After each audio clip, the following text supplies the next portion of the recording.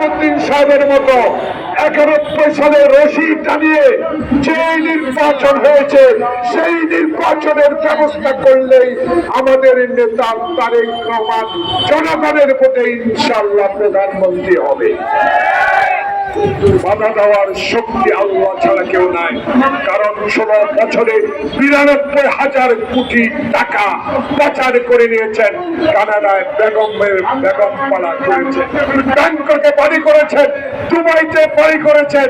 শুনতে পেয়েছি আমাদের সর্বময় ক্ষমতার অধিকারী যিনি আমরা মহামান্য বলি,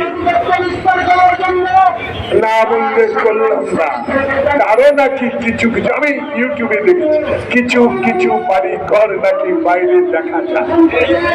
লজ্জা হয় না? শরম লাগে না? আপনার পিতা 1 মিনিটে গণতন্ত্র হত্যা করেছে, আপনি 16 বছর ধরে বাংলাদেশের মানুষকে হত্যার ষড়যন্ত্র করেছেন, সেই জন্য আপনার বিচার হওয়া উচিত। কোথায় মায়া,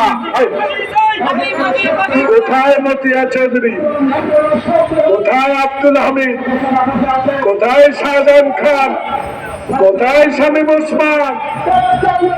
আপনাদের চেহারা তো দেখি না। পলাইছেন না বাংলাদেশে আছেন, এটা আমার বিষয় না। কয়দিন পলায় থাকবেন? তত্ত্বাবধায়ক ইন্টারিয়াম গভর্নমেন্ট সময় মতো ইনশাল্লাহ নির্বাচন দিবে।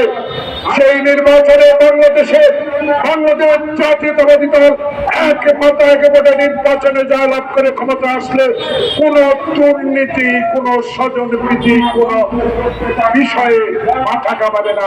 জনগণের প্রতিনিধি সংবিধান বলতে ইনশাল্লাহ কাজ করবে।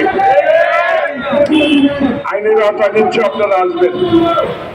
আমি চাই খালি পায়ে যুদ্ধ করা একজন মুক্তিযোদ্ধা হিসাবে সমাজ কল্যাণ ফাউন্ডেশনকে কথা দিয়ে গেলাম।